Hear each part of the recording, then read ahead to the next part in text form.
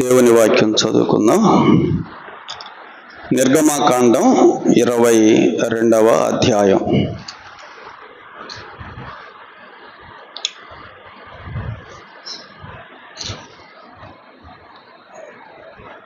మనం 20 వచనాల వరకు ధ్యానం చేశాం. ఇశ్రాయేలీయులకు దేవుడు ఇచ్చినటువంటి న్యాయ విధులు, నేరములు జరిగినప్పుడు దేవుడు వారికి ఎటువంటి శిక్ష విధించాలో,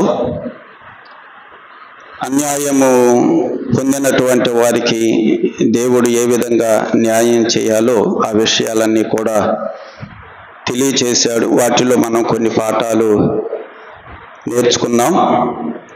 ఈ రాత్రి మరికొన్ని సంగతులను 21వ వచనం నుండి 31వ వచనం వరకు, చివరి వరకు ఉన్న విషయాలను కూడా మనం ధ్యానం చేద్దాం. నిర్గమకాండం 22వ అధ్యాయం 21 నుండి 31వ వచనం వరకు మనం ఈ రాత్రి వేళ ధ్యానం చేద్దాం. 21వ వచనంలో పరదేశి పట్ల మనం ఎలా ప్రవర్తించకూడదో తెలియచేశాడు. 22వ వచనములో విధవరాలి పట్ల ఎలా మనము ప్రవర్తించకూడదో తెలియచేశాడు. 25వ వచనములో పేదవారి పట్ల మనం ఎలా నడుచుకోకూడదో తెలియచేశాడు. 28వ వచనములో అధికారుల పట్ల మనం ఎలా నడుచుకోకూడదో తెలియచేశాడు. 29, 30, 31 వచనాలలో దేవుని విషయంలో మనం ఎలా నడుచుకోవాలో తెలియచేశాడు. ఈ రాత్రి ఈ విషయాలను మనం ధ్యానం చేద్దాం. పరదేశుల పట్ల, విధవరాలి పట్ల, పేదవారి పట్ల, అధికారుల పట్ల మనం ఎలా ఉండకూడదో ఆ విషయాలు, అలాగే దేవుని కొరకై మనం ఎలా ఉండాలి ఆ విషయాలను ఈ రాత్రి మనము ధ్యానం చేద్దాం. కొన్ని పాఠాలు కూడా మనం నేర్చుకుందాం. 21వ వచనం చదువుతున్నాను. పరదేశిని విసికింపవద్దు, బాధింపవద్దు, మీరు ఐగుప్తు దేశంలో పరదేశులై ఉంటిరి కదా అన్నాడు. 21వ వచనంలో పరదేశుల పట్ల ఎలా ఉండకూడదు ఆ విషయాన్ని దేవుడు ఇశ్రాయేలీయులకు తెలియచేశాడు. పరదేశులను అంటే వేరే దేశం నుండి మీరున్నటువంటి దేశానికి ఎవరైనా వచ్చినప్పుడు వారి పట్ల మీరు ఎలా ఉండకూడదు, వారిని మీరు విసిగించకూడదు, వారిని బాధించకూడదు అని దేవుడు తెలియచేశాడు. ఎందుకంటే మీరు కూడా ఒకప్పుడు ఐగుప్తు దేశంలో ఎలా ఉన్నారు, మీరు కూడా పరదేశులుగానే ఉన్నారుగా. మీరు కూడా ఐగుప్తు దేశంలో పరదేశులుగా ఉన్నప్పుడు ఐగుప్తీయులు మీ పట్ల ఎంత కఠినంగా ప్రవర్తించినప్పుడు మీరెంత బాధపడ్డారో మీకు తెలుసుగా. మరి అలాగే మీరున్నటువంటి దేశంలో, మీకు నేను ఇవ్వబోతున్నటువంటి దేశంలో ఎవరైనా వేరే దేశం నుండి పరదేశులు మీ దగ్గరకు వచ్చినప్పుడు మీరు కూడా అలాగూ ప్రవర్తిస్తే, మీరు కూడా వారిని బాధిస్తే, వారిని విసిగిస్తే వారు కూడా ఎంత బాధపడతారు, మీరు ఎంత బాధపడ్డారు. కనుక పరదేశులను మీరు విసిగించవద్దు, వారిని బాధించవద్దు అని దేవుడు ఇశ్రాయేలీయులకు తెలియచేశాడు. ఇదే నిర్గమకాండం 23వ అధ్యాయం 9వ వచనంలో కూడా, 23వ అధ్యాయము 9వ వచనంలో కూడా ఇదే మాట అక్కడ తెలియచేశాడు. చూడండి, పరదేశిని బాధింపకూడదు, పరదేశిని బాధింపకూడదు, పరదేశి మనసు ఎట్లుండును మీరెరుగుదురు అన్నాడు. పరదేశి మనసు ఎలా ఉంటుందో మీకు తెలుసుగా, అది మీకు అనుభవమేగా. ఐగుప్తు దేశంలో మీరు పరదేశులుగా ఉన్నారు కదా, కొన్ని సంవత్సరాలు, వందల సంవత్సరాలు మీరు పరదేశులుగా ఉన్నారుగా. పరదేశులుగా ఉన్నప్పుడు ఎలా వారి మనసు ఎలా ఉంటుందో మీకు అనుభవం కాబట్టి మీ దగ్గరకు వచ్చేటువంటి పరదేశుల మనసు కూడా అలా ఉంటుందని మీరు ఎరిగి వారిని బాధించబాకండి అని తెలియచేశాడు. అక్కడే మళ్ళీ వాళ్ళకి జ్ఞాపకం కూడా చేశాడు. మీరు ఐగుప్తు దేశములో పరదేశులై ఉంటిరి కదా, అది మీకు అనుభవమేగా. కనుక ఇశ్రాయేలీయులకు దేవుడు పరదేశుల పట్ల ఎలా ప్రవర్తించకూడదో తెలియచేశాడు. అలాగైతే ప్రియులారా, మనం కూడా మన పొరుగు వారి పట్ల, పరదేశులు అంటే ఏదో అమెరికా నుండో లేకపోతే చైనా నుండో ఇంకొక దేశం నుండి వస్తేనే కాదు, వేరే ప్రాంతము నుండి మనమున్న ప్రాంతానికి ఎవరైనా గనక వచ్చినప్పుడు వారి పట్ల మనము ఎలా ప్రవర్తించకూడదో దేవుడు తెలియచేస్తున్నాడు. వారిని మనము ప్రేమించే వారంగా ఉండాలి, వారిని మనం ఆదరించే వారంగా ఉండాలి. అంతేగాని వారి పట్ల కఠినంగా మనము ప్రవర్తించే వారంగా ఉండకూడదు అని దేవుడు తెలియచేశాడు. పరదేశుల పట్ల ఎలా ఉండాలో మరొక 2 విషయాలు కూడా దేవుడు జ్ఞాపకం చేశాడు ఇశ్రాయేలీయులకి. లేవియా కాండం 19వ అధ్యాయం, లేవియా కాండం 19వ అధ్యాయము 34వ వచనంలో కూడా 34వ వచనంలో కూడా పరదేశుల పట్ల ఎలా ఉండాలో చెప్పాడు. చదువుదాం. మీ మధ్య నివసించు పరదేశిని మీలో పుట్టిన వాని వలె ఎంచవలెను అన్నాడు. మీ మధ్యలో నివసించే పరదేశిని ఎలా భావించాలట? వాళ్ళు మీ మధ్యలోనే పుట్టినట్టుగా వారిని ఎంచాలి. నిన్ను వలె వానిని ప్రేమింపవలెను. నిన్ను నువ్వు ఎలా ప్రేమించుకుంటున్నావో పరదేశిని కూడా నీవు ఆ విధంగా ప్రేమించాలి. యేసు ప్రభు అదేగా మనకు కూడా క్రొత్త నిబంధనలో చెప్పింది, నిన్ను వలె నీ పొరుగు వానిని ప్రేమించాలి అని ప్రభువు చెబుతున్నాడు. అలాగైతే పరదేశులను విసిగించకూడదు, బాధించకూడదు, కానీ ఏం చేయాలన్నాడు? ప్రేమించండి అని చెప్పాడు. అలాగైతే ప్రియులారా, మనము ఎదుటి వారిని ప్రేమించేటువంటి వారంగా ఉండాలి తప్ప వారిని మనము బాధించే వారంగా, కఠినంగా వారి పట్ల ప్రవర్తించే వారంగా మనము ఉండకూడదు. ఇక్కడ కూడా మళ్ళీ చెప్పారు చూడండి, ఐగుప్తు దేశములో మీరు పరదేశులై ఉంటిరి. సారి వాళ్ళకి ఆ మాట గుర్తు చేస్తున్నాడు. మీరు పరదేశులై ఉంటిరి, మీకు తెలుసుగా ఆ మనసు ఎలా ఉంటుందో, పరదేశులుగా ఉంటే వాళ్ళ మనసు ఎలా ఉంటుందో మీకు అది అనుభవమే కదా. అలాగైతే నీ దగ్గర ఉన్నటువంటి పరదేశు కూడా నీవు ఒకప్పుడు ఎలా బాధపడ్డావు అలా బాధపడతాడని ఎరిగి వారిని నీవు ప్రేమించాలి అని దేవుడు ఇశ్రాయేలీయులకు జ్ఞాపకం చేస్తూ ఉన్నాడు. అలాగైతే సహోదరుడా, సహోదరి, మొదటి విషయం పరదేశుల పట్ల ఎలా ఉండాలి, మన తోటి వారి పట్ల, మన పొరుగు వారి పట్ల, వారి ఎవరు తెలియదు, వారు వస్తారు, అలాంటి వారి పట్ల మనము ఎలా ప్రవర్తించాలో దేవుడు జ్ఞాపకం చేస్తున్నాడు. వారిని మనం ఏం చేయాలి? ప్రేమించాలి అని చెప్పాడు. మరొక మాట, పరదేశి పట్ల ఎలా నడుచుకోవాలో దేవుడు ఇశ్రాయేలీయులకు చెప్పాడు. మరొక మాట చదువుదాం. ద్వితీయోపదేశకాండం 10వ అధ్యాయం, ద్వితీయోపదేశకాండం 10వ అధ్యాయం 19వ వచనం కూడా చదువుకుందాం. 19వ వచనం, మీరు ఐగుప్తు దేశములో పరదేశులై ఉంటిరి. చూడండి, ఆ మాట సారి వాళ్ళకి గుర్తు చేస్తానే ఉన్నాడు. మీరు ఐగుప్తు దేశములో పరదేశులై ఉంటిరి గనుక పరదేశిని జాలి తలంచండి అన్నాడు. వారి పట్ల జాలి చూపించాలి. అది లేవియా కాండంలో చెప్పాడు, వారిని ప్రేమించాలి అన్నాడు. ద్వితీయోపదేశ కాండంలో చెప్పాడు, వారి పట్ల జాలి చూపించండి. నిర్గమకాండంలో చెప్పాడు, వారిని విసిగించకూడదు, వారిని బాధించకూడదు అని చెప్పాడు. చెప్పిన ప్రతిసారి దేవుడు వారితో చెప్పిన మాట ఏంటంటే, మీరు కూడా ఐగుప్తు దేశంలో పరదేశులుగా ఉన్నారు, గుర్తుపెట్టుకోండి. కనుక నేను మీకు దేశాన్ని ఇవ్వబోతున్నాను. ఆ దేశాన్ని మీరు స్వతంత్రించుకున్న తర్వాత మేము స్వంత దేశంలో ఉన్నాము అని అతిశయించకుండా మీ దేశంలోకి వచ్చినటువంటి పరదేశుల పట్ల ప్రేమ కలిగి, జాలి కలిగి వారి పట్ల నడుచుకోవాలి అని తెలియచేశాడు. అలాగైతే సహోదరుడా, సహోదరి, మనము కూడా ఇతరుల పట్ల ఎలాంటి మనసు, ప్రేమ కలిగిన మనసు, జాలి పడే మనసు మనం కూడా కలిగి ఉంటున్నామా ఆలోచన చేయండి. ఒకవేళ బయట నుండి ఎవరైనా కొత్తగా సంఘంలోకి వచ్చారనుకోండి, వాళ్ళకి ఎలా ఉంటుంది ఇక వాళ్ళు మనకేమవుతారు? పరదేశులు అన్నమాట. అదే పరదేశులు అంటే కొత్త వారు, ఎవ్వరు తెలియదు వాళ్ళకి, వస్తారు. అలా వచ్చినప్పుడు మనం అలాగే మన పాటికి మనం వెళ్ళిపోతుంటే వాళ్ళు ఎట్లా ఫీల్ అవుతారు ఆలోచన చేయండి కదా. మనం స్కూల్లో పిల్లల్ని తీసుకెళ్తాం, స్టార్టింగ్ రోజు తీసుకెళ్తాం. పిల్లవాడు క్లాసులో అడుగుపెట్టగానే క్లాసులో వాతావరణం అంతా వాడికి ఎట్లా ఉంటుంది? కొత్తగా ఉంటుంది. పిల్లవాడికి తోటి పిల్లలందరూ కొత్తే, టీచరు కొత్తే. వాడు వెంటనే అమ్మ వెళ్ళిపోతుంటే వాడిని వదిలిపెట్టి వాడు ఏం చేస్తాడు? భయపడి వాడు వెళ్ళిపోతాడు. క్రొత్త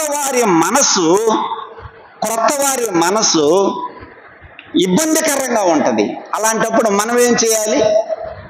వారిని మనము ప్రేమించినప్పుడు, వారి మీద జాలి చూపినప్పుడు, వారిని మనం ఆదరించినప్పుడు, దగ్గరకు తీసుకున్నప్పుడు వారికి ధైర్యం వస్తుంది. రైట్, ఇక్కడ బాగుంది, నన్ను ప్రేమిస్తున్నారు, నన్ను ఆదరిస్తున్నారు. కనుక మన తోటి వారి పట్ల మనం ఎలా నడుచుకుంటున్నాము అనేది మనము ఎరిగి ఉండాలి. కొత్తగా సంఘములోకి ఎవరైనా వస్తే మనము వారి పట్ల ఆప్యాయత కనపరచాలి, వారి పట్ల ప్రేమను కనపరచాలి. వారు రెండోసారి వచ్చేటట్లుగా ఉండాలి తప్ప ఇక్కడ వేస్ట్, ఇక్కడికి రావటం అని వారికి రెండోసారి మానివేసేటట్లుగా మనం ప్రవర్తించకూడదు. వాళ్ళ పట్ల పరదేశిని విసిగించవద్దు, బాధించవద్దు. వారిని ప్రేమించాలి, వారి పట్ల జాలి చూపించాలని దేవుడు తెలియచేశాడు. 21వ వచనములో పరదేశి పట్ల ఎలా ఉండాలో చెప్పాడు. 22వ వచనం చూడండి. 22, 23 వచనాలలో విధవరాలి పట్ల మనం ఎలా ఉండకూడదు, ఎలా ఉండాలి అనేది రాత్రి మరొకసారి జ్ఞాపకం చేసుకుందాం. 22వ వచనం చూడండి. విధవరాలి నైనను, దిక్కులేని పిల్లల నైనను బాధ పెట్టకూడదు.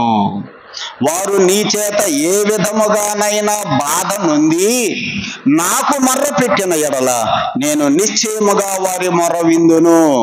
నా కోపాగ్ని రగులుకుని మిమ్మును కత్తి చేత చంపించదను.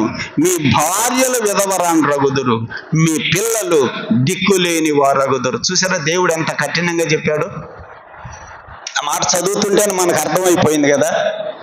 విధవరాలి పట్ల ఎలా ఉండకూడదు, వారిని బాధ పెట్టకూడదు, వారి మనసును గాయపరచకూడదు, వారిని కూడా ఆదరించాలి, వారిని కూడా ప్రేమించాలి, వారి పట్ల జాలి చూపించాలి. వారి పట్ల నీవు కఠినంగా గనక ప్రవర్తిస్తే వారి ఇంటికి వెళ్ళిన తర్వాత ఏం చేస్తారు? నీ గురించి నాకు మొరపెడతారు. దేవా, అదిగో ఆ సహోదరుడు నా పట్ల చాలా కఠినంగా ప్రవర్తించాడు, ఆ సహోదరి నా పట్ల చాలా కఠినంగా ప్రవర్తించిందని గనక వాళ్ళు గనక నాకు మొర్ర పెట్టారా నీ గురించి, కత్తి తీసుకుని నీ దగ్గరికి వస్తా, నిన్ను కత్తి చేత చంపేస్తా, నీ భార్య విధవరాలు అయిపోతుంది, నీ పిల్లలు దిక్కులేని వారు అయిపోతారు. ఎంత కఠినంగా చెప్పాడు చూడండి ఆ మాట. అలాగైతే ప్రియులారా, విధవరాల పట్ల కూడా మనము ప్రేమ ఆప్యాయతలు వారి పట్ల చూపించే వారంగా ఉండాలని మనం ఇక్కడ నేర్చుకుంటూ ఉన్నాం. దేవుడి మనసు కూడా వారి పట్ల ఎలా ఉంటుందో చూడండి. కీర్తనల గ్రంథం 68వ కీర్తన, కీర్తనల గ్రంథం 68వ కీర్తన 5వ వచనం చదువుకుందాం. 68వ కీర్తన 5వ వచనం. తన పరిశుద్ధ ఆలయమందుండు దేవుడు తండ్రి లేని వారికి తండ్రియు, విధవరాండ్రకు న్యాయకర్తయునై ఉన్నాడు. విధవరాండ్రకు న్యాయకర్త, వారి పక్షమున దేవుడు నిలబడతాడు. ఎప్పుడైనా విధవరాండ్రకు న్యాయము చేసేటువంటి వాడు. 146వ కీర్తన, 146వ కీర్తన. విధవరాండ్ర పట్ల దేవుడు న్యాయము చేసేటువంటి వాడు. మరొక మాట చూడండి, 9వ వచనం, 146వ కీర్తన 9వ వచనం. యెహోవా పరదేశులను కాపాడువాడు. ఇందాక మనం పరదేశుల సంగతి చదువుకున్నాం కదా. పరదేశులను కాపాడువాడు. నెక్స్ట్ లైన్లో, ఆయన తండ్రి లేని వారిని విధవరాండ్రను ఆదరించువాడు. ఆయన విధవరాండ్రను ఆదరించేవాడు, విధవరాండ్రకు న్యాయము చేసేటువంటి వాడు, వారి పక్షమున నిలబడేటువంటి వాడు.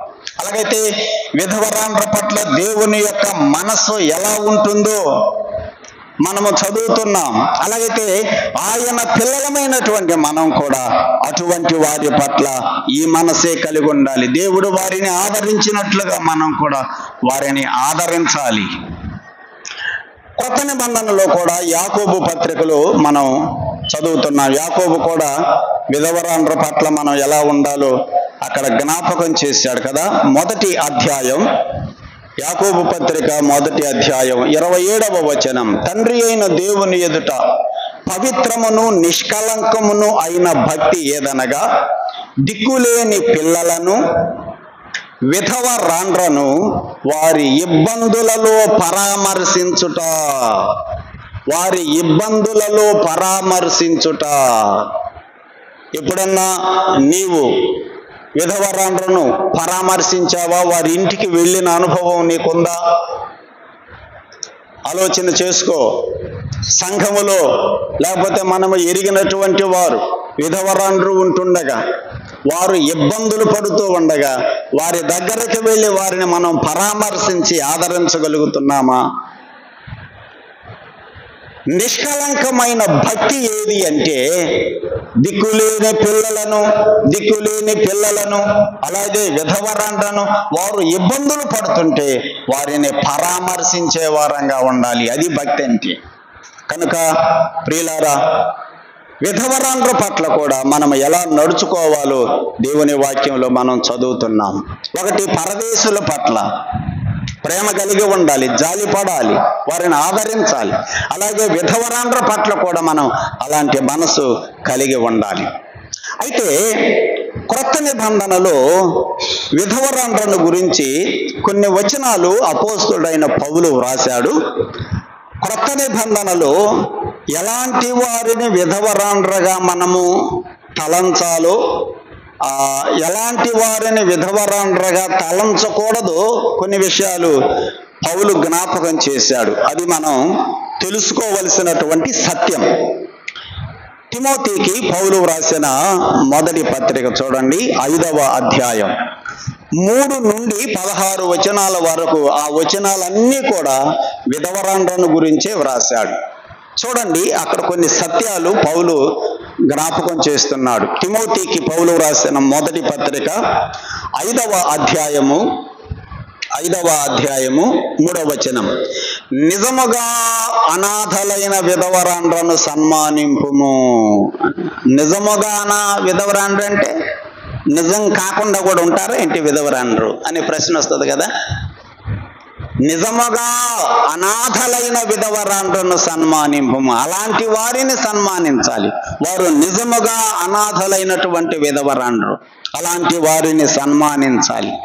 అంటే ఇక్కడ పౌలు ఈ వచనాలన్నీ మనం చదువుతున్నప్పుడు ఎలాంటి వారిని విధవరాండ్రగా తలంచాలో, ఎలాంటి వారిని విధవరాండ్రగా తలంచకూడదో ఇక్కడ మనకి కొన్ని సత్యాలు జ్ఞాపకం చేశాడు. 4వ వచనం చూడండి. ఏ విధవరాలికైనను పిల్లలు గాని మనవ సంతానము గాని ఉండిన ఎడల, వాళ్ళు విధవరాండ్రే, భర్త చనిపోతాడు, భర్త ఉండడు, కానీ ఎవరుంటారు? వాళ్ళకి పిల్లలు ఉంటారు. ఆ తర్వాత మనవ సంతానం కూడా ఉంటారు కొంతమందికి. పిల్లలు తర్వాత మనములు గాని ఉండిన ఎడల వీరు మొదట తమ ఇంటి వారి ఎడల భక్తిని కనపరచాలి. అది విధవరాండ్రు భక్తి కలిగి ఉండాలి. కుటుంబములో నీ పిల్లల పట్ల, నీ మనవ సంతానము పట్ల భక్తిని కనపరిచేవారుగా ఉండాలి. తమ తల్లిదండ్రులకు ప్రత్యుపకారము చేయుటకును నేర్చుకొనవలెను. ఇది దేవుని దృష్టికి అనుకూలమైనది. అయితే నిజముగా అనాథ అయిన విధవరాలు ఏకాకి అయి ఉండి దేవుని మీదనే తన నిరీక్షణ ఉంచుకొని విజ్ఞాపనల యందును ప్రార్థనల యందును రేయంబగళ్ళు నిలకడగా ఉండును. వారు ఎలా నడుచుకోవాలో ఇక్కడ తెలియజేస్తున్నాడు. అనాథ అయిన విధవరాలు ఏకాకి ఒక్కతే ఉంటది. పిల్లలు ఉండరు, మనవ సంతానం ఉండరు, తల్లిదండ్రులు ఉండరు, ఏకాకిగా ఉంటారు. అలాంటి వారు ఎలా ఉండాలని చెప్పాడు? దేవుని యందు నిరీక్షణ కలిగి విజ్ఞాపనల యందును ప్రార్థనల యందును రేయంబగళ్ళు నిలకడగా ఉండాలి.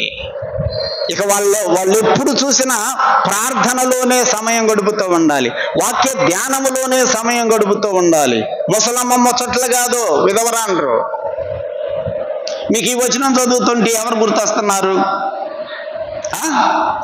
విజ్ఞాపనల యందును ప్రార్థనల యందును రేయంబగళ్ళు నిలకడగా ఉండును. రేయంబగళ్ళు ఇక ఎప్పుడు చూసినా ప్రార్థనలు విజ్ఞాపనలే. ఎవరు గుర్తొస్తున్నారు ఈ వచనం చదువుతుంటే? అన్న కదా, ఆమె కూడా దేవాలయమును విడిచిపెట్టకుండా కదా, మాట ఉంది కదా, దేవాలయమును విడిచిపెట్టకుండా ఆమె ఎప్పుడూ కూడా ప్రార్థనలు విజ్ఞాపనలు దేవుని సన్నిధిలో గడుపుతూనే ఉన్నది. 6వ వచనం చూడండి. సుఖభోగముల యందు ప్రవర్తించున్నది. పేరుకు విధవరాలే గాని చూస్తే ఎట్లుండదట? చూస్తే విధవరాలుగా ఉండదట, సుఖభోగాలలో ప్రవర్తిస్తూ ఉంటది. ఇట్లాంటి వాళ్ళు కూడా ఉంటారు. ఇటువంటి వారిని విధవరాండ్రగా నువ్వు తలంచవద్దు తిమోతి. విధవరాండ్రు అంటే రాత్రింబగళ్ళు దేవుని సన్నిధిలో ప్రార్థనలు గడిపేవారుగా ఉండాలి. తమ కుటుంబము పట్ల భక్తిని కనపరిచేవారుగా ఉండాలి. వారు ఎంతో పరిశుద్ధంగా పవిత్రంగా నడుచుకుంటూ ఉండాలి. అంతేగాని కొంతమంది ఎలా ఉంటారంటున్నాడు? సుఖభోగములలో ప్రవర్తిస్తూ ఉంటారు. అలాంటి వాళ్ళు బ్రతికినా ఒకటే, చచ్చినా ఒకటే, చచ్చిన దాని కింద లెక్కేసుకో అన్నాడు. వారు బ్రతుకుచుండియు చచ్చినదై ఉండును, వారు నిందారహితులై ఉండనట్లుగా ఎలాగూ ఆజ్ఞాపించు అని చెబుతున్నాడు. 9వ వచనం చూడండి. 9వ వచనం. 60 ఏండ్ల కంటే తక్కువ వయస్సు లేక ఒక పురుషునికే భార్య అయి. 60 ఏండ్ల కంటే తక్కువ వయసు ఉండకూడదు. అంటే 60 ఏండ్ల కంటే ఆమెకి ఏముండాలి? ఎక్కువ వయసు ఉండాలి. అర్థం అది. 60 ఏండ్ల కంటే తక్కువ వయసు లేక ఒక పురుషునికే భార్య అయి సత్క్రియలకు పేరు పొందిన విధవరాలు, పిల్లలను పెంచి పరదేశులకు ఆతిథ్యం ఇచ్చి పరిశుద్ధుల పాదముల కడిగి శ్రమపడే వారికి సహాయము చేసి ప్రతి సత్కార్యమును చేయబూనుకొనినదైతే ఆమెను విధవరాండ్ర లెక్కలో చేర్చవచ్చు. అది ఎవరిని విధవరాండ్ర లెక్కలో చేర్చాలో ఇక్కడ పౌలు జ్ఞాపకం చేస్తున్నాడు. 60 ఏండ్ల వయసు కంటే తక్కువ లేకుండా ఉండాలి. తర్వాత ఏమన్నాడు? ఒక్క పురుషునికే ఆమె భార్యగా ఉండాలి. తర్వాత ఆమె జీవితం అంతా కూడా అతిథి సత్కార్యములతోటి పరిశుద్ధుల పాదాలు కడుగుతూ భక్తిగా జీవిస్తూ ఆతిథ్యమిస్తూ దైవ భక్తిని ప్రదర్శించేటువంటిదిగా ఉండాలి. అటువంటి వాళ్లను విధవరాండ్ర లెక్కలో చేర్చు అని వ్రాశాడు. 11వ వచనం చూడండి. యవ్వనస్తులైన విధవరాండ్రను లెక్కలో చేర్చవద్దు అన్నాడు. ఎవరిని విధవరాండ్ర లెక్కలో చేర్చాలో, ఎవరిని విధవరాండ్ర లెక్కలో చేర్చకూడదో ఇక్కడ పౌలు రాస్తున్నాడు. ఇది సత్యం, వాక్య సత్యం. యవ్వన వయసులో విధవరాండ్రుగా మారితే అలాంటి వారిని విధవరాండ్ర లెక్కలో చేర్చవద్దు. 60 ఏండ్ల కంటే వయసు తక్కువ లేకుండా ఉండాలి. అలాగైతే విధవరాండ్ర పట్ల దేవుడు ఎటువంటి ఆజ్ఞలు ఆజ్ఞాపించాడో మనము వాక్యంలో జ్ఞాపకం చేస్తున్నాం. ఇటువంటి వారి పట్ల సంఘము కూడా ఆదరించేటువంటి వారు ఎలా ఉండాలో చెప్పాడు కదా. వారు రేయంబగళ్ళు ప్రార్థనలలో గడుపుతూ తమ సమయమును దైవభక్తి విషయాలలోనే తమ సమయమును గడుపుతూ, ఒకవేళ కుటుంబంలో పిల్లలున్నారా, ఒకవేళ కుటుంబంలో మనవ సంతానం ఉన్నారా ఇంట్లో, వారి పట్ల కూడా భక్తిని కనపరుస్తూ వారు జీవించాలి అని ఇక్కడ పౌలు జ్ఞాపకం చేస్తూ ఉన్నాడు. ఈ 16వ వచనం వరకు వారిని గురించిన వివరాలు పౌలు రాశాడు. ఎలాంటి వారిని విధవరాండ్ర లెక్కలో చేర్చాలో, ఎలాంటి వారిని విధవరాండ్ర లెక్కలో చేర్చకూడదు. అలాగైతే ప్రియులారా, దేవుని యొక్క వాక్యములో మనం చదువుతున్నాం, విధవరాండ్ర పట్ల కూడా మనము వారిని ఆదరించే వారంగా, ప్రేమించేటువంటి వారంగా మనం ఉండాలి అనే మాట చదువుతున్నాం.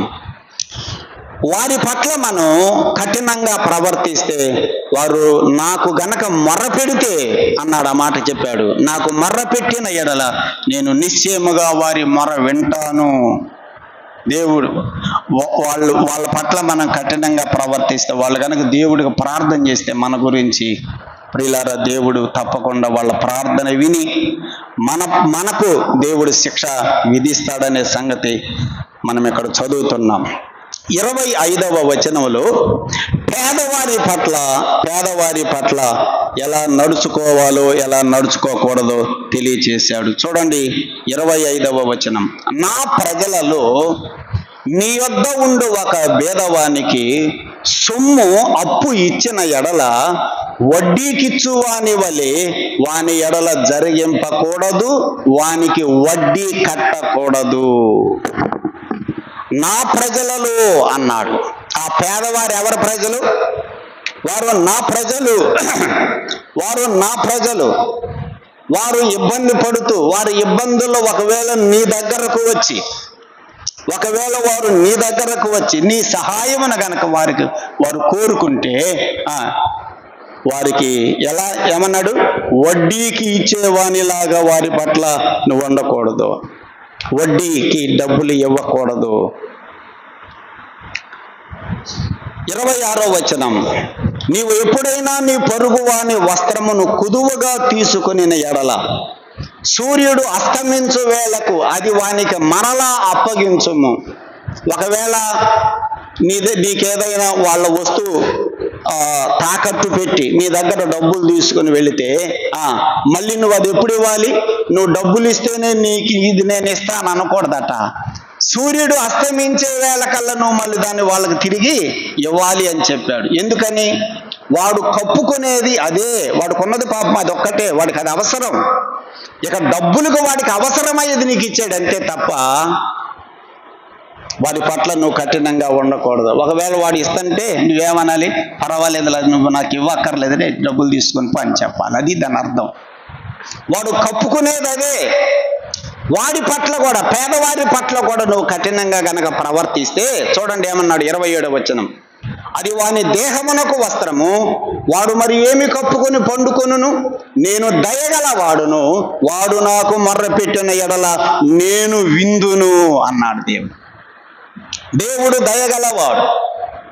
ఆ పేదవాడు నీ దగ్గరకు వచ్చి నిన్ను ఆశ్రయించి నీ సహాయం కోరినప్పుడు వాడి దగ్గర నువ్వేదో వస్తువు తీసేసుకొని వాడికి నువ్వు డబ్బులు ఇచ్చి పంపించిన తర్వాత ఆ వస్తువు నీ దగ్గరే పెట్టుకుంటే వాడికేమో ఆ వస్తువు అవసరం, ఆ పేదవాడికి ఆ వస్తువేమో అవసరం, కానీ నువ్వు అది ఇస్తేనే డబ్బులు ఇస్తున్నావు. ఇంటికి వెళ్ళిన తర్వాత ఆ పేదవాడు ఏం చేస్తాడట? నాకు గనక ప్రార్థన చేస్తే నేను దయగలవాడను, వాడి ప్రార్థన నేను వింటా. ప్రార్థన వింటానంటే దాని అర్థం ఇందాక చెప్పాడు కదా, పైన పరదేశుల పట్ల ఎలా ప్రవర్తించకూడదు. వాళ్ళు మొర పెడితే నేను వింటాను, ఖడ్గమ చేత నేను మిమ్మల్ని సంహరిస్తానన్నాడు. కాబట్టి ప్రియులారా, పేదవారి పట్ల కూడా మనం గనక కఠినంగా ప్రవర్తిస్తే, వాళ్ళు మొర్ర పెడితే దేవుడు తప్పకుండా మనకి శిక్ష విధిస్తాడనే విషయాన్ని మనం ఇక్కడ జ్ఞాపకం చేసుకుంటున్నాం. పేదవారికి డబ్బులు వడ్డీకి ఇవ్వకూడదు. ఇది దేవుని దృష్టిలో అది పాపము అవుతుందనే విషయాన్ని మనం జ్ఞాపకం చేసుకుంటున్నాం. లేవియాకాండం 25వ అధ్యాయం. లేవియాకాండం 25వ అధ్యాయం చూడండి 36వ వచనం. లేవియాకాండం 25వ అధ్యాయము 36వ వచనం.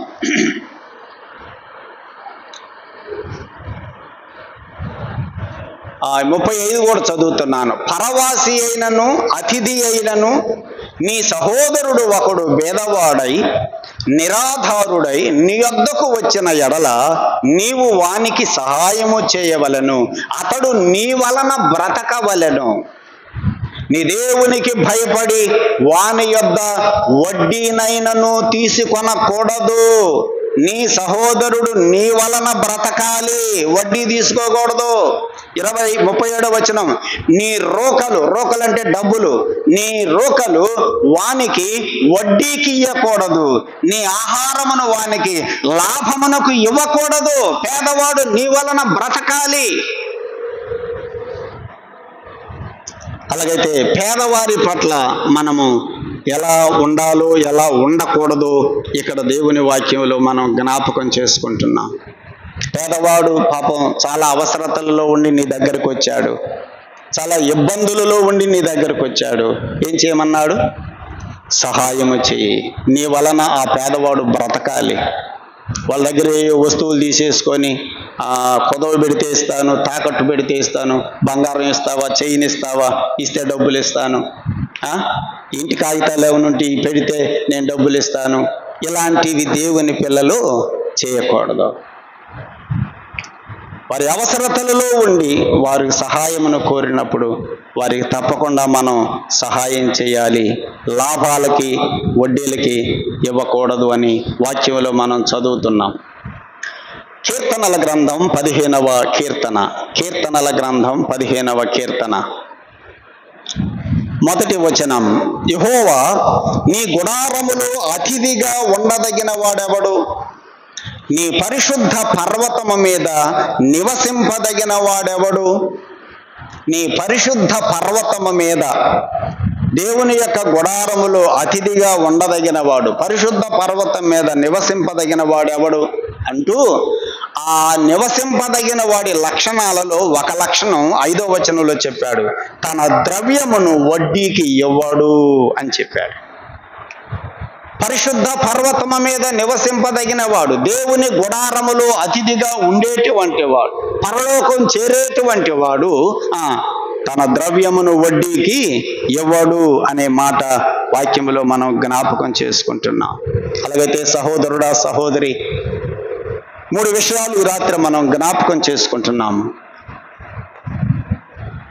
పొరుగువారి పట్ల మనం ఎలా ఉండాలి కదా. పరదేశులు అన్నాడు, వేరే ప్రాంతం నుండి, ఎవరు తెలియని ప్రాంతం నుండి ఒకరు మన దగ్గరకు వచ్చినప్పుడు వారి పట్ల మనం ఎలా ఉండాలి. రెండవది పేదవారి పట్ల మనము ఎలా ఉండాలి, విధవరాండ్ర పట్ల ఎలా ఉండాలి అనేది దేవుని వాక్యంలో మనం జ్ఞాపకం చేసుకుంటున్నాం. నెహెమ్యా కాలంలో దేవుడు వాళ్ళకి ధర్మశాస్త్రంలో చెప్పాడు, నిర్గమకాండములో, డబ్బులు వడ్డీకి బాకండి, పేదవాళ్ళ పట్ల కఠినంగా ఉండకుండా వాళ్ళని ప్రేమించి ఆదరించండి, వాళ్ళు పాపం సహాయం అడిగితే ఇవ్వండి అని వాక్యంలో చెప్పబడింది.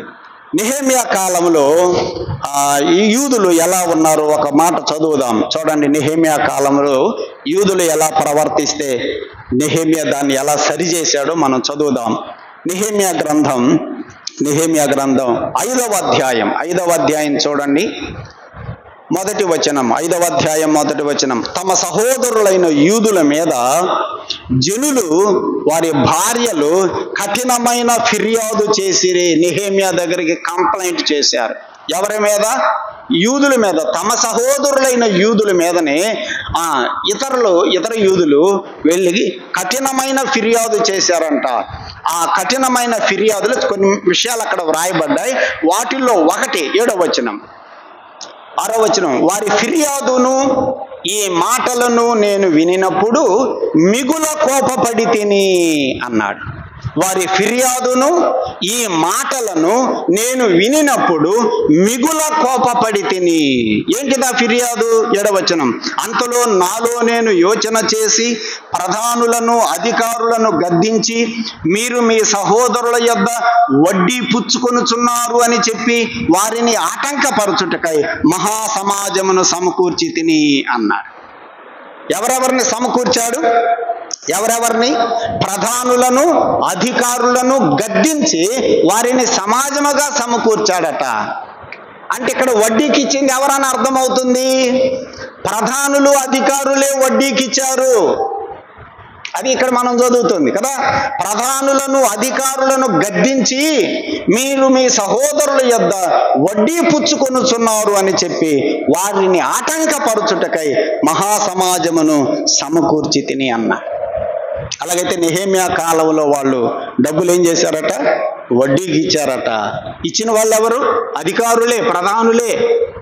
వాళ్ళే వడ్డీకి ఇచ్చారట. అయితే నెహెమ్యా దానిని వారిని గద్దించి దాన్ని సరిచేసినట్లుగా మనం ఎక్కడ చూస్తూ ఉన్నాం. అలాగైతే ప్రియులారా, దేవుని పిల్లలమైనటువంటి మనం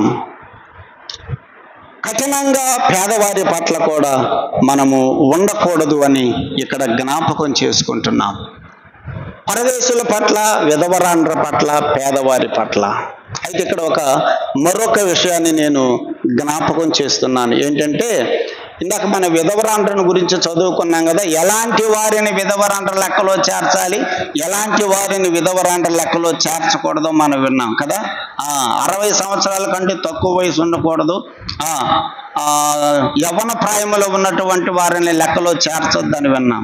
అలాగైతే నాకు ఇక్కడ వచ్చిన ఒక ఆలోచన ఏంటంటే, పేదవారు ఎవరు, ఎలాంటి వారిని మనం పేదలుగా గుర్తించాలి? నాకు వచ్చినటువంటి ఒక ఆలోచన, ఒక సహోదరుడు నాకు ఫోన్ చేసి ఒక 50,000 రూపాయలు కావాలని నన్ను అడిగాడు.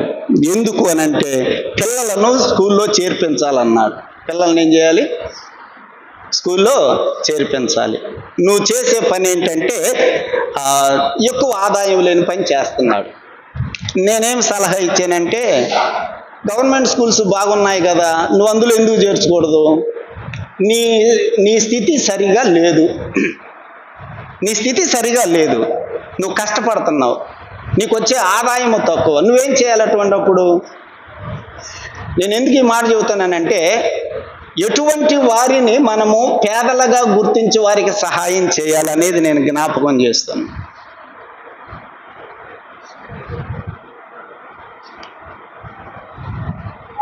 నేను ఇంకొక మాట కూడా చెప్పాను, వాళ్ళు చిన్న పిల్లలుగా ఉన్నారు, చిన్న వయసులో ఉన్నారు కాబట్టి నువ్వు ఫీజులు కట్టగలుగుతున్నావు. వాళ్ళకి రేపు క్లాసులు పెరిగే కొద్ది ఫీజులు ఏమవుతాయి? పెరిగిపోతామండి. ఎందుకంటే మా స్కూల్కి వస్తున్నారు అట్లా. ముందేమో తీసుకెళ్తారు, డబ్బులు ఉన్నాయని చెప్పి, ఎవరో ఇచ్చారని చెప్పి తీసుకెళ్తారు. చేసుకెళ్ళిన తర్వాత ఇక 1 సంవత్సరం కడతారు, 2 సంవత్సరాలు కడతారు, 3వ సంవత్సరం ఫీజు కట్టలేక మళ్ళీ వచ్చేస్తారు, మళ్ళీ చేరుస్తారు. అలా ఉన్నారు, నాకు తెలుసు. ఒక అతనికి 3 ఆడపిల్లలు అయితే మా స్కూల్లో చేర్చిన తర్వాత 3 ఆడపిల్లలు బాగానే చదివే పిల్లలు అయితే మరి ఎట్లా వచ్చినాయో ఏందో డబ్బు వచ్చేసింది చేతికి. వచ్చేటప్పటికి 3 పిల్లల్ని తీసుకుని వెళ్ళిపోతున్నాడు. టీసీ కోసం వచ్చాడు. నేను చెప్పాను, చాలా బ్రతిమలాడి చెప్పాను, అయ్యా నీకు తెలియదు, అతను ఈ కిటికీలు వెల్డింగ్ చేస్తారు కదా, ఈ పని చేస్తాడు అతను. నేను చెప్పాను, నీకు ఎంత ఆదాయం వస్తుంది, నువ్వు ఇప్పుడు తీసుకెళ్తున్నావు 3 ఆడపిల్లలు, అందులో 3 ఆడపిల్లలు. ఈ ఆడపిల్లలకి రేపు పై చదువులకు వెళ్ళిపోతే 10th క్లాస్ దాకా వెళ్తే వాళ్ళకి ఒక్కొక్కళ్ళకి ఫీజు అంటుంది.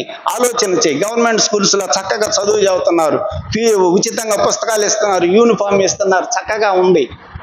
నువ్వు అంతకైతే పిల్లల గురించి రోజు వెళ్ళి వాకాబు చేయొచ్చు అని చెప్పి నేను ఎంత చెప్పినా కూడా వినకుండానే 3 తీసుకొని వెళ్ళిపోయాడు. మళ్ళీ మొన్న వారం రోజుల క్రితం మళ్ళీ స్కూల్ దగ్గరికి వచ్చి బ్రతిమలాడుతున్నాడు. 3 పిల్లల్ని తీసుకెళ్ళాడు కానీ మళ్ళీ ఫీజు కట్టుకోలేక 3కి మళ్ళీ ఇంట్లోనే పెట్టాడట. 3 సంవత్సరం లాస్ట్ ఇయర్ అంతా కూడా వేస్ట్ అయిపోయింది చదువు. వాళ్ళని ఇప్పుడు పేదల కింద లెక్క చేయొచ్చా? వాళ్ళని లెక్క కట్టచ్చు అంటారా? అది నేను చెప్పాలనుకుంది. జల్సాలకు వెళుతూ సరదాలకి, ఇందాక మనం చెప్పుకున్నాం కదా, సుఖభోగముల యందు ప్రవర్తించున్నది. మనమెంత, మన స్థాయి ఎంత, మన స్థితి ఎంత, మన రాబడి ఎంత, ఇది చూసుకోకుండా మనం ఇష్టం వచ్చినట్టుగా సరదాలుగా జల్సాలుగా మనము తిరుగుతూ ఉంటే మనం పేదవారి కింద లెక్క కట్టొచ్చా? పేదవారం అవుతామా మనం?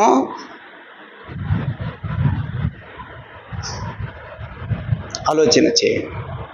కనుక ప్రియులారా, పేదవారు ఎవరైతే నిరుపేదలుగా ఉంటారో పాపం వాళ్ళు ఏమీ చేసుకోలేని స్థితి, వాళ్ళు ఆరోగ్యం క్షీణించిపోయి ఉంటుంది, ఏ పని చేసుకోలేరు, వాళ్ళ పరిస్థితే ఇబ్బందికరంగా ఉంటుంది. అలాంటి పరిస్థితుల్లో ఉన్నప్పుడు ప్రియులారా, వారిని మనము పేదవారిగా గుర్తించి అలాంటి వారికి సహాయం చేయాలి. ఒక సామెత ఉంది లోకంలో, పాత్రను ఎరిగి దానం చేయాలంట. పాత్రను ఎరిగి దానం చేయాలి. దేవుని యొక్క వాక్యములో పేదవారు అంటే వాళ్ళ స్థితిని మనము గమనించాలి. నిజముగా పేదరికములోనే ఉన్నారా? నిజముగానే పేదరికమును అనుభవిస్తున్నారా? కనుక దేవుని యొక్క వాక్యములో మనము జ్ఞాపకం చేసేది పేదవారికి సహాయం చేయాలి వాస్తవమే, కానీ వారు ఎటువంటి పేదరికములో ఉన్నారనేది కూడా మనం గమనించాలని నేను జ్ఞాపకం చేస్తున్నాను. సరదాలకి జలసాలకి విచ్చలవిడిగా ఎంజాయ్మెంట్ చేస్తూ అప్పులు చేసేటువంటి పరిస్థితి కొందరు జీవితాల్లో కనపడుతుంది. అది దేవుని పిల్లలకు ఉండకూడనిది. 3 విషయాలు మనం జ్ఞాపకం చేసుకున్నాం. 1, పరదేశులను ఎలా చూడాలి. 2, విధవరాండ్రను ఎలా చూడాలి. 3, పేదవారిని ఎలా చూడాలి. మనకి రోజు ప్రతి ఆదివారం పాపం పేదవారు వస్తారు కదా, అది నిజమైన పేదరికం. అంటే వాళ్ళు ఏమీ చేసుకోలేరు, వాళ్ళని పనిలో ఎవరు పెట్టుకోరు కదా, కష్టపడి పని చేయలేరు. అలాంటి వారు పేదవారు. నీకు కాళ్ళు ఉన్నాయి, చేతులు ఉన్నాయి, శరీరంలో శక్తి ఉంది, ఆరోగ్యం ఉంది, కష్టపడి పని చేసుకునే శక్తి నీకుంది, ఆ సామర్థ్యం నీకుంది, కష్టపడి పని చేయాలి. దేవుని పిల్లల వలె మనం నడుచుకునేటువంటి వారంగా మనము ఉండాలి. 25వ వచనం నుండి 27వ వచనం వరకు పేదవారి గురించి వ్రాశాడు. 28వ వచనం చూడండి. 28వ వచనం, నీవు దేవునిని నిందింపకూడదు. ఇక్కడ దేవునిని అన్న దగ్గర 3 అనే అంకె ఉంది, క్రితేమో న్యాయాధిపతి అని ఉంది. మనకి న్యాయాధిపతులు ఉన్నారు. తర్వాత నెక్స్ట్ మాట ఏమన్నాడు, నీ ప్రజలలోని అధికారిని శపింపకూడదు అని ఉంది. కనుక అధికారులను శపించకూడదు, న్యాయాధిపతులను శపించకూడదు, మన పై ఆఫీసర్స్ను నిందించకూడదు. దేవుని యొక్క వాక్యములో కూడా ఒక మాట మనం జ్ఞాపకం చేసుకుందాం. చూడండి, అధికారులను గురించి దేవుని యొక్క వాక్యంలో రోమాపత్రిక చూడండి, ఒక మాట చదువుదాం. 13వ అధ్యాయంలో, రోమాపత్రిక 13వ అధ్యాయంలో మొదటి 2 వచనాలు చదువుకుందాం. మొదటి 2 వచనాలు, రోమాపత్రిక 13వ అధ్యాయం మొదటి 2 వచనాలు. ప్రతివాడును పై అధికారులకు లోబడి ఉండవలెను. చూసారా, అధికారులకు లోబడాలే తప్ప అధికారులను నిందించకూడదు. ఎలయనగా దేవుని వలన కలిగినది తప్ప మరి ఏ అధికారమును లేదు. ఉన్న అధికారములు దేవుని వలననే నియమింపబడి ఉన్నవి. కాబట్టి అధికారమును ఎదిరించువాడు దేవుని నియమమును ఎదిరించుచున్నాడు. ఎదిరించువారు తమ మీదికి తామే శిక్షను తెచ్చుకుందురు అని చదువుతారు. కనుక అధికారులను నిందించకూడదు. ఎందుకంటే వారికి అధికారం ఇచ్చిన వాడు ఎవరట? దేవుడే అనే మాట ఇక్కడ మనం చదువుతున్నాం. నీవు అధికారులను నిందిస్తే దేవుని యొక్క నియమమును కూడా మనము ఎదిరించినటువంటి వారం అవుతామని ఇక్కడ రోమపత్రికలో పౌలు వ్రాస్తూ ఉన్నాడు. కాబట్టి ప్రియులారా, అధికారులను మనం నిందించకూడదు, అధికారులను మనము శపించకూడదు, అధికారులకు మనము లోబడి ఉండాలి అనే మాట ఇక్కడ చదువుతున్నాం. ఒక అనుభవము పౌలుకి కలిగింది. అపోస్తుల కార్యముల గ్రంథం 23వ అధ్యాయం. అపోస్తుల కార్యముల గ్రంథంలో పౌలుకి తీర్పు తీర్చుతున్నారు. పౌలుకి తీర్పు తీర్చేటప్పుడు ఒక యాజకుడు పౌలు పట్ల కొంచెం దురుసుగా ప్రవర్తిస్తాడు. చూడండి, మాట చదువుదాం. 23వ అధ్యాయం మొదటి వచనం. పౌలు మహాసభ వారిని తేరిచూచి, సహోదరులారా, నేను నేటి వరకు కేవలము మంచి మనస్సాక్షి గలవాడనై దేవుని ఎదుట నడుచుకొనుచుంటినని చెప్పాను. అందుకు ప్రధాన యాజకుడైన అననీయ అతని నోటి మీద కొట్టుడని దగ్గర నిలిచి ఉన్న వారికి ఆజ్ఞాపింపగా, పౌలు అతనిని చూచి, సున్నము కొట్టిన గోడ దేవుడు నిన్ను కొట్టును. నీవు ధర్మశాస్త్రము చొప్పున నన్ను విమర్శింప కూర్చుండి ధర్మశాస్త్రమునకు విరోధముగా నన్ను కొట్టడానికి ఆజ్ఞాపించుచున్నావా అనెను. దగ్గర నిలిచి ఉన్నవారు, నీవు దేవుని ప్రధాన యాజకుణ్ణి దూషించదవా అని అడిగిరి. అందుకు పౌలు, సహోదరులారా, ఇతడు ప్రధాన యాజకుడని నాకు తెలియలేదు, నీ ప్రజల అధికారిని నిందింపవద్దు అని వ్రాయబడి ఉన్నది అనెను. ఇప్పుడు మనం చదివిన రెఫరెన్స్ని ఇక్కడ పౌలు కోట్ చేశాడు అన్నమాట. నీ ప్రజల అధికారిని నిందింపవద్దు అని నిర్గమాకాండములో వ్రాయబడిన మాట నాకు తెలుసు, కానీ ఇతడు ప్రధాన యాజకుడని నాకు తెలియదు. అదే ప్రధాన యాజకుడని నాకు తెలిస్తే నేను ఎందుకు గౌరవించను? అధికారులను నిందించొద్దని వాక్యంలో ఉంది, ఆ సంగతి నాకు తెలుసు అని అంటున్నాడు ఇక్కడ పౌలు. కాబట్టి అధికారులను మనము నిందించకూడదు. అధికారం అనేది దేవుడిచ్చింది, తర్వాత దేవుడు వాళ్ళకి తీర్పు తీరుస్తాడు.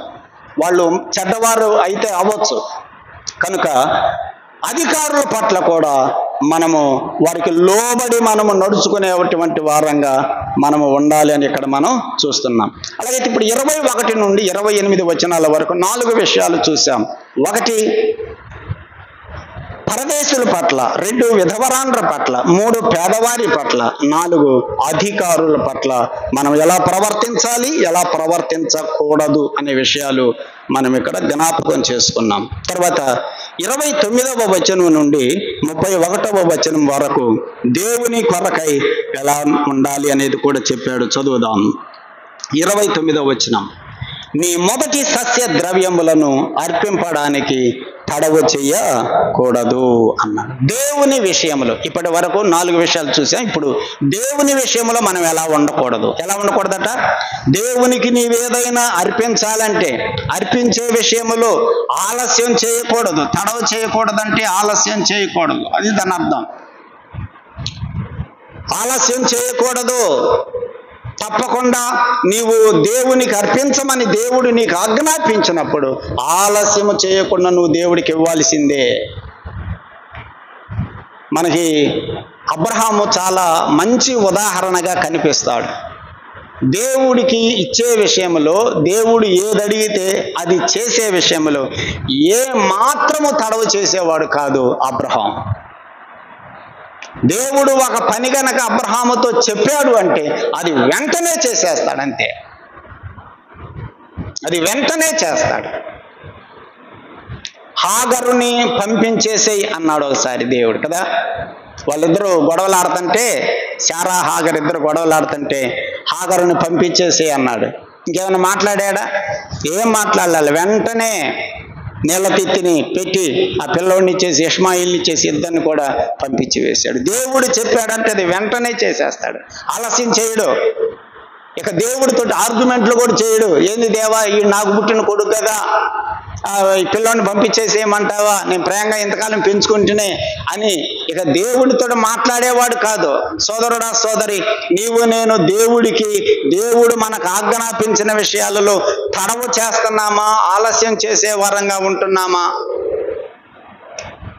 సున్నతి పొందాలంటే ఆ రోజే సున్నతి పొందాడని మనకు దేవుని వాక్యంలో చదువుతున్నాం. 17వ అధ్యాయంలో ఆదికాండం కదా. ఆ దినమందే అనే పదం ఉంది అక్కడ.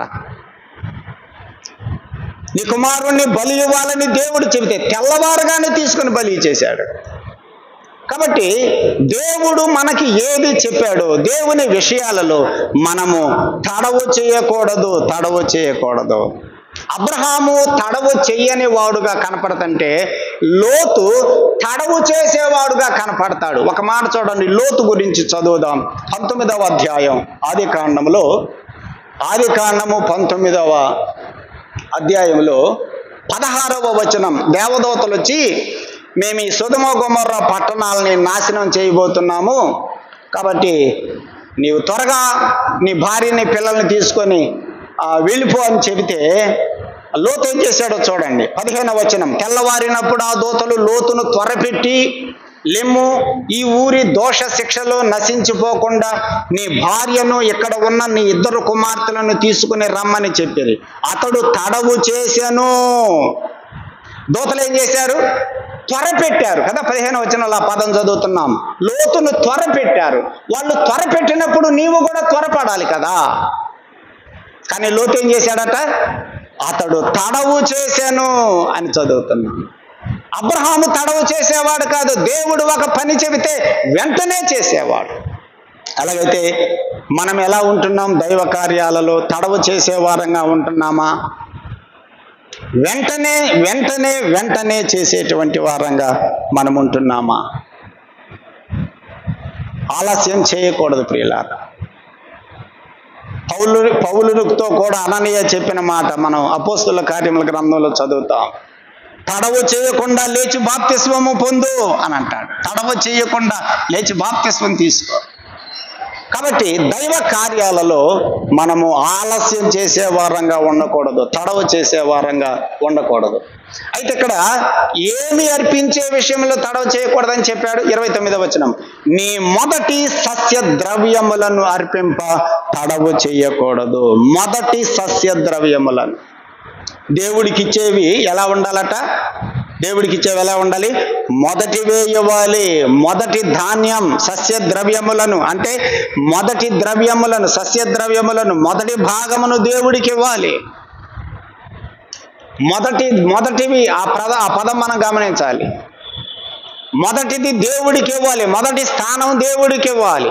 ఇదే నిర్గమాకాండములో చూడండి, మరొక మాట చదువుకుందాం. 23వ అధ్యాయం 19వ వచనం. 23వ అధ్యాయము 19వ వచనం.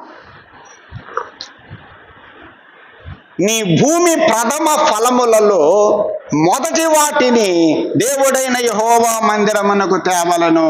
ఏం తేవాలి? మొదటి అంటే ఏవి? మొదటివి నీ భూమి ప్రథమ ఫలములలో, సస్య ద్రవ్యములలో మొదటివి దేవునికి ఇవ్వాలి. తర్వాత ఫలములలో కూడా మొదటివే దేవుడికి ఇవ్వాలి అనేది మనం చదువుతున్నాం. 34వ అధ్యాయం నిర్గమాకాండంలోనే 34వ అధ్యాయము 26వ వచనం. 34వ అధ్యాయము 26వ వచనం, నీ భూమి యొక్క ప్రథమ ఫలములలో మొదటివి నీ దేవుడైన యెహోవా మందిరములోనికి తేవలెను. మొదటివి అనే మాట మనం గమనిస్తూ ఉన్నాం. దేవుడికి మొదటివి తేవాలని దేవుడు ఇశ్రాయేలీయులకు ఆజ్ఞాపించాడు. పంట పండిందా? మొదటి పంట దేవుడికి ఇవ్వాలి, మొదటి ధాన్యం దేవుడికి తేవాలి. ఫలములు, నీకు తోటలో ఫలములు వచ్చాయా? మొదటి ఫలములను దేవుడికి తీసుకొని ఇవ్వాలి. సంఖ్యాకాండములో కూడా, సంఖ్యాకాండము 15వ అధ్యాయం, సంఖ్యాకాండం 15వ అధ్యాయం 21వ వచనం, 15వ అధ్యాయం 21వ వచనం, మీ తరతరములకు 20వ వచనం కూడా చూడండి. 20వ వచనం, మీరు మీ మొదటి పిండి ముద్ద రొట్టెను ప్రతిష్టార్పణముగా అర్పింపవలెను. మొదటి పిండి ముద్ద రొట్టెను ప్రతిష్టార్పణముగా అర్పింపవలెను. కల్లపు అర్పణము వలె దానిని అర్పింపవలెను. మీ తరతరములకు మీ మొదటి పిండి ముద్దలో నుండి ప్రతిష్టార్పణమును యెహోవాకు అర్పింపవలెను. మొదటి పిండి ముద్దతో తయారు చేసిన రొట్టె ఎవరికి ఇవ్వాలి? దేవుడికి. అలాగైతే సహోదరుడా, సహోదరి, దేవుడు ఇశ్రాయేలీయులకు ఆజ్ఞాపించిన వాటిలో వారు నడుచుకోవలసినటువంటి విధులలో దేవుడికి ఇచ్చే విషయంలో ఆలస్యం చేయకూడదు. ఒకటి. రెండవది, దేవుడికి నీవు ఇచ్చేవి ఏమై ఉండాలి? అవి మొదటివై అయి ఉండాలి, అవి ప్రథమ ఫలముగా ఉండాలి, మొదటి సస్య ద్రవ్యములై ఉండాలి, మొదటి పిండి ముద్ద రొట్టె ఉండాలి, అది మొదటిదై ఉండాలి అని దేవుడు ఇశ్రాయేలీయులకు జ్ఞాపకం చేశాడు. యాజకులకు కూడా అది ఏమివ్వాలో మరొక మాట. ద్వితీయోపదేశకాండం 18వ అధ్యాయం, ద్వితీయోపదేశకాండం 18వ అధ్యాయంలో కూడా 3-4 వచనాలు చూడండి. 3-4 వచనాలు. యాజకులు పొందవలసినది ఏమనగా, యాజకులకి ఇశ్రాయేలీయులు ఇచ్చేటువంటి భాగాలు ఏమై ఉండాలో చెప్పాడు అక్కడ. కుడి జబ్బను, 2 దవడలను, పొట్టను యాజకునికి ఇయ్యవలెను. నీ ధాన్యములోను, నీ ద్రాక్ష రసములోను, నీ నూనెలోను ప్రథమ ఫలములను, నీ గొర్రెల మొదటి బొచ్చును అతనికి ఇయ్యవలెను. మొదటి అనే మాట, గొర్రెలకి ఆ బొచ్చు వస్తుంది కదా, అది కత్తిరిస్తారు ఇశ్రాయేలీయులు. మొట్టమొదటి బొచ్చు ఎవరికి ఇవ్వాలట? యాజకులకి ఇవ్వాలి. చూడండి, సస్యద్రవ్యములలో మొదటివి, భూఫలములలో మొదటివి, పిండి ముద్దతో చేసిన మొదటి రొట్టె దేవునికి మొదటిది. అలాగే గొర్రె బొచ్చు మొదటిది. అన్నీ కూడా మొదటివి మొదటివి మొదటివి దేవునికే చెందాలి అని మనం ఇక్కడ చదువుతూ ఉన్నాం. అదే కదా ఏలియా కూడా సారేపతను ఊరికి వెళ్ళినప్పుడు ఆ విధవరాలతో ఏం చెప్పాడు? మొదటి అప్పము నాకు తీసుకొచ్చి అన్నాడు. ఆ తర్వాత నువ్వు రొట్టెలు చేసుకో, నువ్వు నీ కుమారుడు అని చెప్పాడు కదా.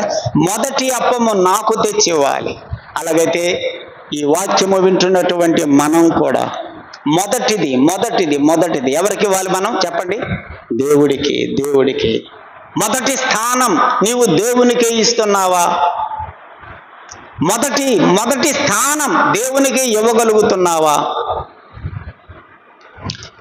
ఇక్కడ నిర్గమకాండంలో 29వ అధ్యాయములో సస్యద్రవ్యములలో మొదటిది దేవుడికి. నెక్స్ట్ ఏం చెప్పాడు చూడండి, నీ కుమారులలో జ్యేష్ఠుణ్ణి నాకు అర్పింపవలెను. జ్యేష్ఠుడు అంటే మొదటి కుమారుడు. మొదటి కుమారుణ్ణి దేవుడికి అప్పగించాలి. 30వ వచనం నెక్స్ట్ చూడండి, అట్లే నీ ఎద్దులను నీ గొర్రెలను అర్పింపవలెను. అంటే పశువులలో కూడా మొదటి వాటిని ఎవరికి ఇవ్వాలి? దేవుడికి. చూసారా, ఫలములైనా రొట్టెలైనా పంటలైనా పిల్లలైనా జంతువులైనా ఏదైనా సరే మొదటి దానిని దేవుడికి ఇవ్వాలి. ఇచ్చేటప్పుడు ఆలస్యము చేయకుండా ఇవ్వాలి. అలాగైతే సహోదరుడో సహోదరి, మనం కూడా మొదటి స్థానము దేవుడికి ఇవ్వగలుగుతున్నామా? మనం నీ జీవితంలో మొదటి స్థానం ఎవరికి ఇస్తున్నావు? మొదటి స్థానం కుటుంబానికి ఇచ్చేవాళ్ళు ఉన్నారు కదా. ముందు కుటుంబాన్ని చూసుకొని ఆ తర్వాత టైం ఉంటే అప్పుడు దేవుడికి. మొదటి స్థానం ఉద్యోగానికి ఇచ్చేవారు ఉన్నారు. మొదటి స్థానం వ్యాపారానికి ఇచ్చేవారు ఉన్నారు. మొదట దేవుడే మనకి మొదట. దేవుడే మనకి మొదట. ఆ తర్వాత ఇవన్నీ కూడా. అలాంటి అనుభవం నీవు నేను కలిగి ఉండాలి తప్ప నాకు సమయం ఉంటేనే బైబిల్ చదువుకుంటా, సమయం ఉంటేనే ప్రార్థన చేసుకుంటా, సమయం ఉంటేనే కూడికలకు వస్తా, సమయం ఉంటేనేనా? టైం ఉంటే ఇస్తావా దేవుడికి? అంతేగాని దేవుడికి టైం ఇచ్చి మిగిలితే నువ్వు వాడుకోవటం కాదా? దేవుడికి నీవు ఎటువంటి స్థానం ఇస్తున్నావు? ఈ రాత్రి ఆలోచన చేయాలి. దేవుడు ఇశ్రాయేలీయులకి చెప్పిన మాట సస్యద్రవ్యములలో మొదటిది, కుమారులలో జ్యేష్ఠ కుమారుడు మొదటి కుమారుడు. ఒకవేళ ఎద్దులలో మొదటిది దేవుడికే. అన్నీ కూడా మొదటి స్థానం దేవుడికి ఇవ్వాలని చెప్పాడు. 31వ వచనం, మీరు నాకు ప్రతిష్ఠింపబడిన వారు గనుక. మీరెవరు అనుకుంటున్నారు? మీరు నాకు ప్రతిష్ఠింపబడిన వారు. నేను మిమ్మల్ని ప్రతిష్ఠింప చేసుకున్నా, నా కోసమని మిమ్మల్ని నేను ప్రతిష్ఠ చేసుకున్నా. మీరు నా కొరకే ప్రతిష్ఠింపబడిన వారు. కాబట్టి ఎట్లా ఉండాలి? మీరు నా కొరకు ప్రతిష్ఠింపబడిన మీరు ఎలా ఉండాలి? చూడండి, ఎలా ఉండకూడదో చెప్పాడు అక్కడ. ప్రతిష్ఠింపబడిన వారు గనుక పొలములో చేర్చబడిన మాంసమును తినక కుక్కలకు దానిని పారవేయవలెను. మీరు పొలంలోకి వెళ్ళారు, పొలంలోకి వెళ్ళిపోయిన తర్వాత ఒక గొర్రె పిల్లని ఏదో ఒక సింహమో తోడేలు వచ్చి చంపేసి వెళ్ళిపోయింది. దాన్ని నువ్వు తీసుకొచ్చి ఇది వేస్ట్ అయిపోయిద్దని చెప్పి తీసుకొచ్చుకొని వండుకొని తింటావా? చెప్పాడు దేవుడు, అలా చేర్చబడిన దానిని మీరు తినకూడదు. మీరెవరు? ప్రతిష్ఠింపబడిన వారు. నా కొరకు ప్రతిష్ఠింపబడినటువంటి మీరు ఏదో చేల్చివేయబడినటువంటి ఆ జంతువుని తీసుకొచ్చి మీరు తీసుకొని తింటే మీరు అపవిత్రమైపోతారు. మీరు పరిశుద్ధంగా ఉండాలి, మీరు పవిత్రంగా ఉండాలని దేవుడు వారికి తెలియచేశాడు. ద్వితీయోపదేశకాండం 14వ అధ్యాయం 21వ వచనం కూడా చదువుకుందాం. ప్రియులారా, అలాగైతే ఆయన పిల్లలమైన మనం కూడా ప్రతిష్ఠింపబడిన వారమనే సంగతి గుర్తుపెట్టుకొని మనము కూడా దేవుని కొరకై పరిశుద్ధంగా పవిత్రంగా బ్రతకాలే తప్ప అపవిత్రమైనటువంటి జీవితము మనము జీవించే వారంగా ఉండకూడదు. ద్వితీయోపదేశకాండం 14వ అధ్యాయం 21వ వచనం, చచ్చిన దానిని మీరు తినకూడదు. దేవుడు చెప్పాడు, నీ ఇంట ఉన్న పరదేశికి దానిని ఇయ్యవచ్చు, వాడు దానిని తినవచ్చు. పరదేశులు ఎవరైనా ఉంటే వాళ్ళు తినొచ్చు. అన్యులు ఎవరైనా ఉంటే వాళ్ళు తినొచ్చు, మీరు తినకూడదు. ఎందుకని మీరు ఎందుకు తినకూడదు? మీరెవరు? మీరు నాకు ప్రతిష్ఠింపబడిన వారు అని చెబుతున్నాడు దేవుడు. పరదేశికి దానిని ఇవ్వవచ్చు, వాడు దానిని తినవచ్చు, లేక అన్యునికి దానిని అమ్మవచ్చు. ఎలాగనగా నీ దేవుడైన యెహోవాకు నీవు ప్రతిష్ఠిత జనము. నీ దేవుడైన యెహోవాకు నీవు ప్రతిష్ఠిత జనము.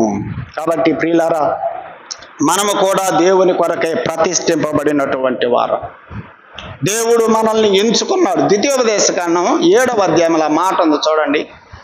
ద్వితీయోపదేశకాండం 7వ అధ్యాయము 6వ వచనం. నేను మిమ్మల్ని నా కొరకు ప్రతిష్ఠ చేసుకున్నాను అంటాడు దేవుడు. నేను మిమ్మల్ని నా కొరకు ఏర్పాటు చేసుకున్నాను అంటాడు దేవుడు. ద్వితీయోపదేశకాండం 7వ అధ్యాయంలో 6వ వచనం. నీవు నీ దేవుడైన యెహోవాకు ప్రతిష్ఠిత జనం. నీ దేవుడైన యెహోవా భూమి మీద ఉన్న సమస్త జనముల కంటే నిన్ను ఎక్కువగా ఎంచి నిన్ను తనకు స్వకీయ జనముగా ఏర్పరచుకొనెను. అది దేవుడు మిమ్మలను తనకు స్వకీయ జనముగా ఏర్పరచుకున్నాడు. దేవుడు మిమ్మలను తన కొరకే ప్రతిష్ఠిత జనముగా ఏర్పరచుకున్నాడు. మీరు ప్రతిష్ఠింపబడిన వారు కాబట్టి పరిశుద్ధంగా ఉండాలి. ఆయన పరిశుద్ధుడు కాబట్టి మీరు కూడా పరిశుద్ధంగా ఉండాలి. అంతేగాని దొరికింది కదా అని చెప్పి తీసుకొచ్చుకొని వండుకొని తిని మీరు అపవిత్రం అయిపోతే అట్లా? నా పిల్లలైనటువంటి మీరు పరిశుద్ధంగా ఉండాలి, పవిత్రంగా ఉండాలి. అపవిత్రులుగా మీరు జీవించకూడదు. అందుకనే లేవియాకాండం 11వ అధ్యాయంలో వాళ్ళ ఆహార పదార్థాల విషయాలను గురించి కూడా చెప్పాడు. ఏమి తినాలో ఏమి తినకూడదు, ఏమి తింటే అపవిత్రులు అవుతారో దేవుడు తెలియచేశాడు. ఎందుకు చెప్పాడు ఆ నియమాలన్నీ కూడా? వాళ్ళు పరిశుద్ధంగా ఉండాలి, వారు పవిత్రంగా ఉండాలి. ఆ ఉద్దేశంతో దేవుడు వారికి ఆ మాటలు చెప్పాడు.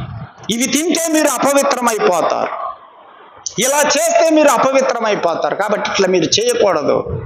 మీరు నా కొరకే ప్రతిష్ఠ చేసుకున్న మిమ్మల్ని అందరినీ కూడా నా కొరకే ప్రతిష్ఠిత జనం. అలాగైతే ప్రియులారా, మనము కూడా పరిశుద్ధంగా జీవిస్తున్నామా? రోజు పవిత్రంగా జీవిస్తున్నామా? అపవిత్రం ఏం కావటం లేదా? మార్కు సువార్తలు 7వ అధ్యాయంలో చెప్పాడు, మీ హృదయములో నుండి బయలు వెళ్ళినవే మిమ్మల్ని ఏం చేస్తున్నాయి? అపవిత్రం చేస్తున్నాయి. మన హృదయములో నుండే, మన మనసులో నుండే ఆలోచనలు వస్తున్నాయి బయటికి. చెడ్డ ఆలోచనలు, చెడ్డ తలంపులు బయటకు వస్తున్నాయి. తద్వారా మనము అపవిత్రమైపోతున్నాం. మనసులో పుడుతుంది, ఫలానది చూడు, ఫలానది అను, ఫలానా చోటుకు వెళ్ళు, ఫలానా పని చెయ్యి. ఈ విధంగా మన జీవితము అపవిత్రం చేసుకుంటున్నాం. దేవుని కొరకై నీవు ప్రతిష్ఠింపబడిన దానవు, ప్రతిష్ఠింపబడిన వాడవనే సంగతిని మనం గుర్తిరిగి పరిశుద్ధంగా జీవించాలి, పవిత్రంగా జీవించాలి. నేను పరిశుద్ధుడనై ఉన్న ప్రకారం మీరు కూడా సమస్త ప్రవర్తన యందు పరిశుద్ధులుగా ఉండండి అని దేవుడు తెలియచేశాడు. కాబట్టి నిర్గమాకాండం 22వ అధ్యాయము 21 నుండి 28 వచనాల వరకు నలుగురి విషయములో, పరదేశుల పట్ల, విధవరాండ్ర పట్ల, పేదవారి పట్ల, అధికారుల పట్ల ఎలా ఉండాలి, ఎలా ఉండకూడదు దేవుడు తెలియచేశాడు. మనం వారిని ప్రేమించాలి, వారిని ఆదరించాలి, వారి పట్ల కఠినంగా మనము ప్రవర్తించకూడదు, వారి మీద మనం జాలి చూపించాలి అని దేవుడు తెలియచేశాడు.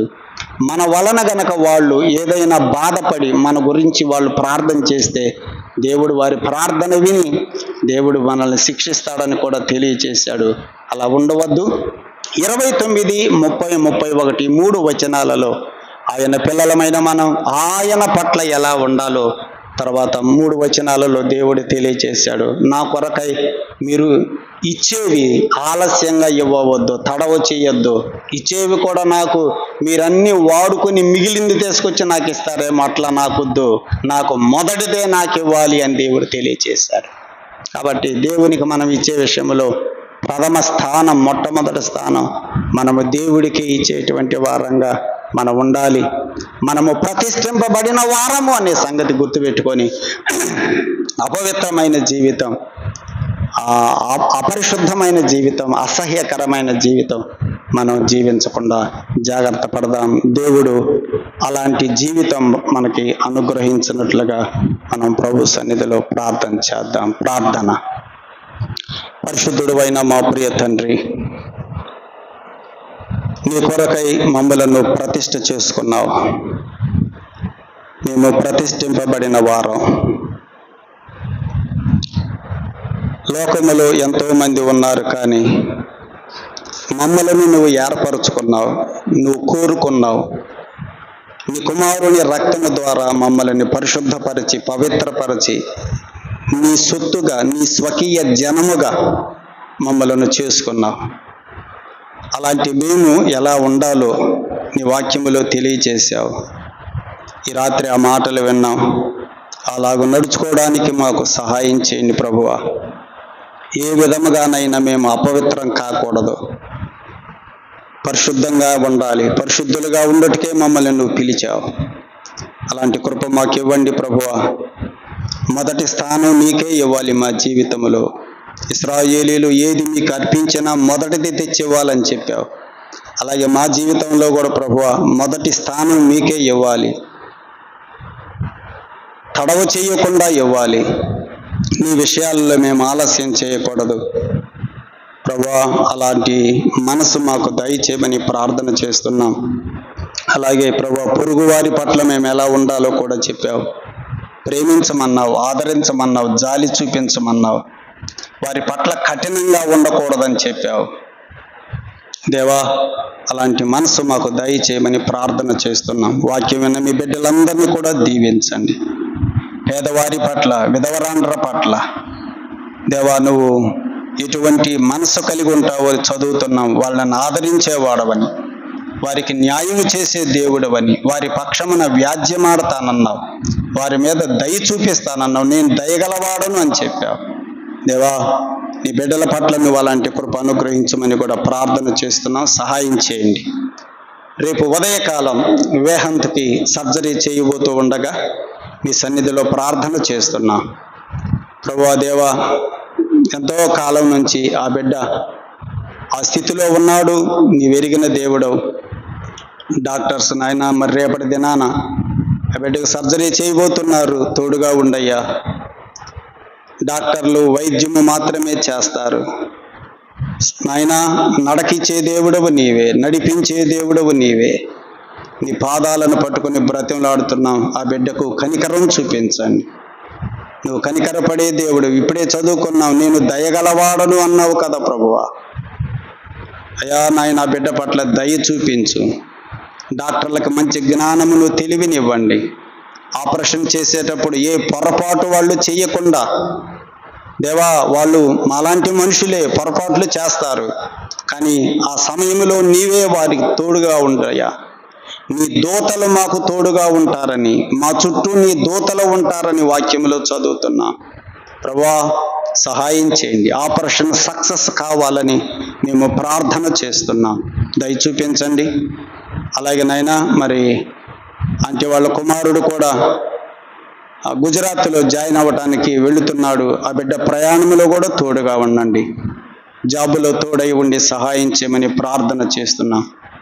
ఈ రాత్రి కూడికకు వచ్చిన సహోదరులను, సహోదరులను అందరిని కూడా దీవించుమని, ప్రతి ఒక్కరి అవసరత వారికి ఏమైనదో, వారు ఏ అక్కర కలిగి ఉన్నారో వారికి మీరు అనుగ్రహించి వారిని సంతృప్తిపరచమని, తిరిగి మేమందరం ఇంటికి వెళుతుండగా క్షేమముగా మమ్మల్ని ఇంటికి చేర్చండి ప్రభు. మార్గంలో ఏ తొందర జరగకుండా కాపాడండి, సహాయము చేయమని ప్రభువైన యేసుక్రీస్తు నామమున స్తోత్రములు చెల్లించి వేడుకొనుచున్నాము తండ్రి.